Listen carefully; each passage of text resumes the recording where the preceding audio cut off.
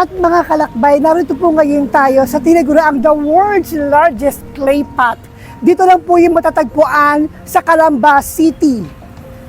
Behind me mga kalakbay, makikita po ninyo ang banga na kung saan nakapaloob po dito ang 54 na barangay na nasasakupan ng Calamba, Laguna.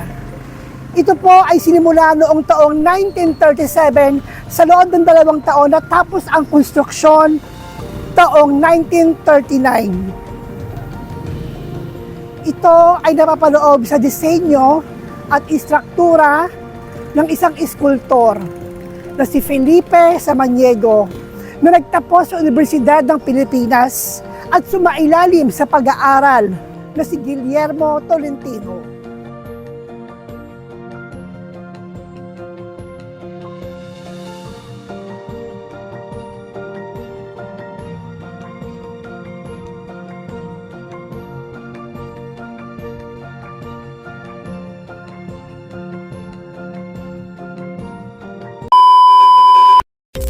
At para naman sa marami pang kwentong kalakbay at lakbayin, please follow my Facebook page. It's Kalakbay TV!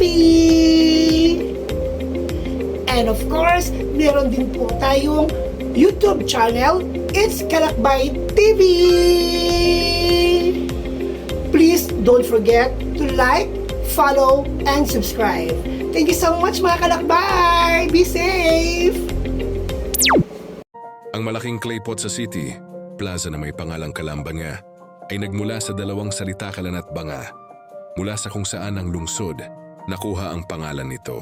Ayon sa alamat ng mga unang settlers, 2 gwardiya sibil o mga Kastilang sundalo ang lumapit sa isang batang babae na nagdadala ng isang garapon ng tubig at isang kalan. Isa sa mga Espanyol na kawal tinanong ang babae kung ano ang pangalan ng bayan. Dahil ang mga babae ay hindi maunawaan ng mga Kastila, naisip niya na ang mga sundalo ay nagtatanong sa kanya kung ano siya ay nagdadala. Siya ay lubos na sumagot ng kalanbanga, na kung saan ay nangangahulugan ng luwad na kalan at luwad na palayok.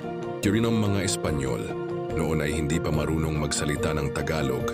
Ipinapalagay na ang lugar ay pinangalan ng Kalambanga. Kalaunan ang Kalambanga ay pinaikling sa Calamba. Ang plaza ay iminungkahi ni Dr. Agapito Alzona, na konsehal ng bayan upang magamit ang lugar ng pag-aaksaya kung saan inilipat ang lumang market ng lungsod.